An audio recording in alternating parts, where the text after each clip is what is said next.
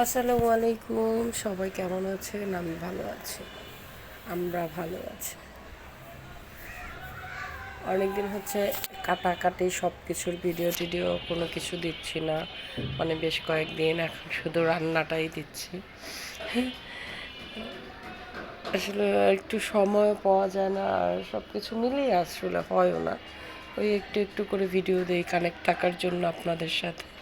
তো কেমন আছেন সবাই জানাবেন। আজকে রান্না করব বরাবরের মতোই, খুবই সিম্পল রান্না। এটা হচ্ছে পটল আর আলুর ভাজি করব, আর কই মাছ রান্না করব। পটল আলু হচ্ছে এইভাবে কেটে নিয়েছি, আলুটা চারকোনা করেছি এভাবে কেটে, আর পটলটা গোল বলি কারণ ওটা তো সিদ্ধ হয়ে যাবে। তো কেটে আমি ধুয়ে পানি ঝরিয়ে রেখেছি। পানি ঝরিয়ে রেখে এখন কড়াইতে পেঁয়াজ মরিচ রসুন ভেজে, রসুন দেই নেই আজকে, আমার কাটা হয় নাই রসুন, পরে আর দিই নেই যে তাক দিবই না। তারপরে হচ্ছে পেঁয়াজ মরিচটা ভেজে তার মধ্যে আলু আর পটলটা দিয়ে পরিমাণ মতো লবণ আর সামান্য হলুদ দিয়ে দিয়েছি, দিয়ে ভালো করে নেড়ে হলুদ লবণটা মিশিয়ে ঢেকে দিব। আমি এখন অডিওটা দিচ্ছি হচ্ছে জানালার পাশে বসে। বাইরের থেকে খুব সুন্দর একটা কৃষ্ণচূড়া গাছ দেখা যায়। আমার ভিডিওতে নেওয়া হয় নাই, আমি কালকে শেয়ার করব কালকের ভিডিওতে। এখন হচ্ছে ওই ওই দিকটা দেখছি আর হচ্ছে বাইরে ভাবছি। এটা দেখাইছি না, আমার বললাম না তোমারে। নিস্তব্ধ পরিবেশ, সাধারণত এত নিস্তব্ধ লাগে না কেন যেন আজকে হঠাৎ আমার কাছে খুব চুপচাপ লাগছে সব কিছু। আর এখন কথা বলছিলাম, একটা ভাই অনেক প্রশ্ন করছিল, আমি রান্নার সময় কাজ করছিলাম, সেগুলার উত্তর দিচ্ছি আর মাছ ধরছি, যা বলছিলাম। তো যাই হোক, তারপরে হচ্ছে আমি জানালার পাশে বসে বসে ভিডিও তৈরি করছি, বাইরে সব কিছু অনুভব করছি আর আপনাদের সাথে কথা বলছি। ভালো লাগছে, ঠান্ডা ঠান্ডা বাতাস, আর বাইরে টুকটুক টুকটুক শব্দও আসছে, আপনাদের ভিডিওর মধ্যে চলে আসছে। আপনারা কেউ বিরক্ত বোধ করবেন না,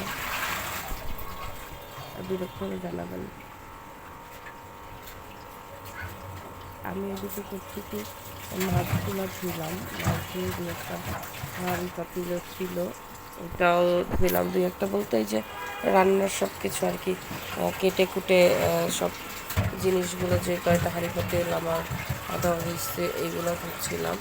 আর এখানে হচ্ছে একটা কাপড় ঝুলানো, যেটা গামছার একটা টুকরা, এটা দিয়ে চুলার উপরে রান্নার সময় যে পানিটা পড়ে ওইটা মুছি। অনেক সময় হাতটাও মুছে ফেলি, কিন্তু পরিষ্কার থাকে।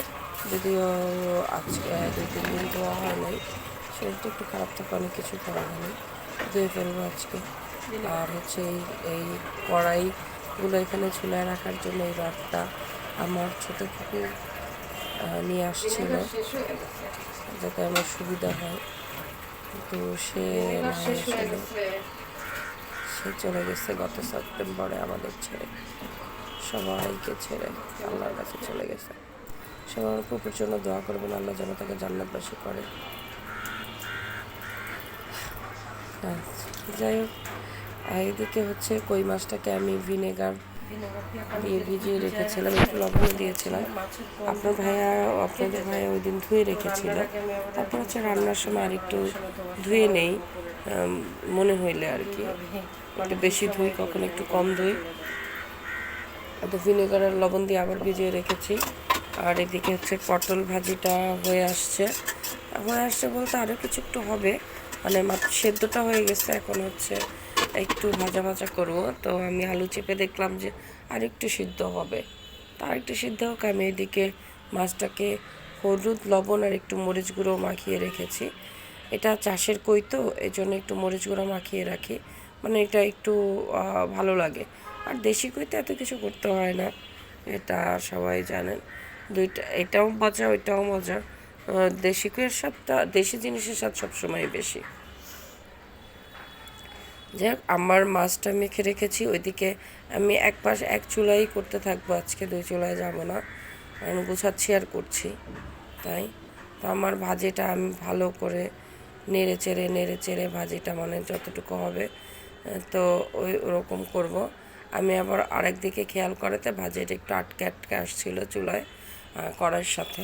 তো যাই হোক ওটা নাড়িচাড়ে করতে করতে নাড়াচাড়া করতে করতে হয়ে যাচ্ছে, উঠে যাচ্ছে।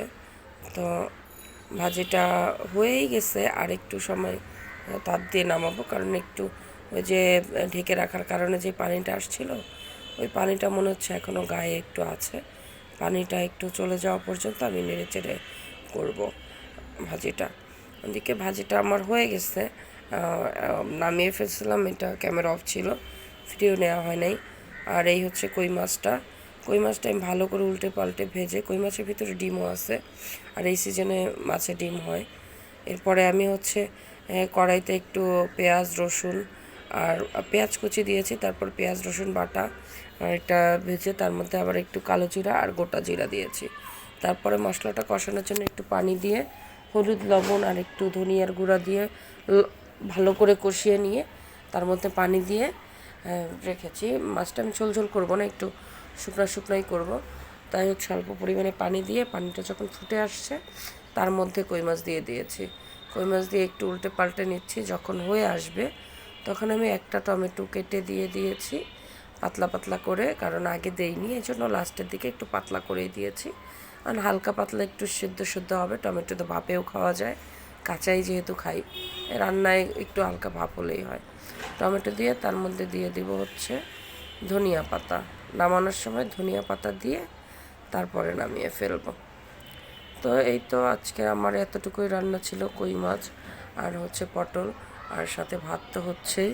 তো কেমন লাগলো সবাই জানাবেন, আর চ্যানেলটা একটু কাইন্ডলি সাবস্ক্রাইব করে দিবেন সবাই। আপনারা সবাই সাবস্ক্রাইব করে দিলে হচ্ছে কি আর ইন্সপায়ার হই, যদি অনেক ভালো না, ভালো করে ভিডিও করতে পারি না বা ভালো করে এডিটিংটাও করতে পারি না, আস্তে আস্তে শিখে নিব। আর ভুলভ্রান্তি যা হয় আপনারা দেখিয়ে দিবেন।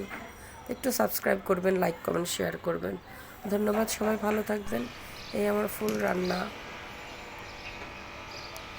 আল্লাহ হাফেজ।